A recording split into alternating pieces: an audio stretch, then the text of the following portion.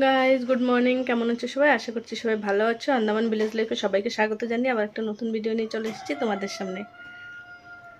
আর সকাল সকাল ভাই এসেছিলো বাড়িতে, তো তোমরা পরে ভিডিওটা কন্টিনিউ দেখতে পাবে। তো ছেলেকে নিয়ে একটু, আজকে তো ইন্ডিপেন্ডেন্স ডে, 15ই আগস্ট, তো সেই ছেলেকে নিয়ে একটু ভিডিও করার চেষ্টা করলাম। তো কিছুতেই করতে চায় না। কালকেও তোমাদের দেখিয়েছি, খুব দুষ্টুমি করে, কথা শোনে না একদম। এখন একটু বড় হয়েছে না, কথা বললে একদম কথা শোনে না।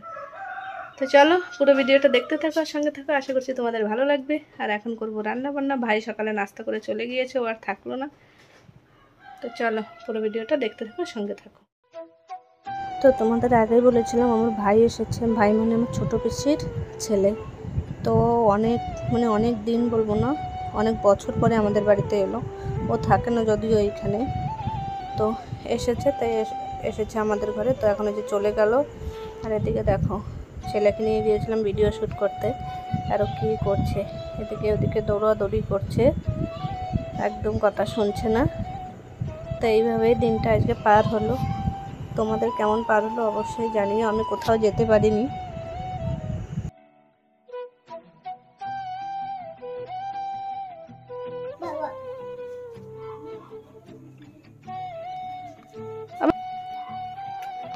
আবার করো, জয় হিন্দ করো। চল ঘুমাবি। তো আমার এই যে এখন রান্নাবান্না করা হয়ে গিয়েছে। এখন ছেলেকে স্নান করাবো। আর চলো দেখিয়ে দিই তোমাদের কী কী রান্না করেছি। হাই বলে দাও সবাইকে, গুড মর্নিং বলো। Good morning. সবাইকে জয় হিন্দ বলে দাও। জয় হিন্দ। এখন বলছি, সকালে তখন বলছিল না। রান্না করেছি আলু আর লুপিয়া দিয়ে ভাজা। এখানে এই যে মাছের টক, আর এই যে ঝিঙ্গে দিয়ে আলু দিয়ে চিংড়ি মাছ দিয়ে তরকারি। আজকে বিকেলে রাস্তাও বেরোয়নি, আর তোমাদের সঙ্গে কথাও বলা হয়নি, কারণ আজকে রাতে আসবে আমার দাদা বৌদি। তো সেজন্য এখন রান্নাবান্না করছি, সে কারণে রাস্তায় বেরোনো হয়নি। আর তারপরে বাড়িতে একজন এসেছে চাল ধরার জন্য। সেদিন ধান বাবা সেদিনকে ধানটা নিয়ে গিয়ে মেশিন দিয়ে ভাঙিয়ে নিয়ে এসছে, তো সেই চাল ধরার জন্য একজন এসছে। তো সেই কারণে আজকে রাস্তায় বেরোনো হয়নি।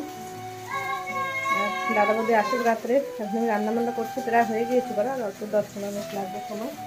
আর ছেলে আছে আকাশের কাছে, নেব কয়ে। তো দেখো এখানে দিদি চাল ঝাড়ছে।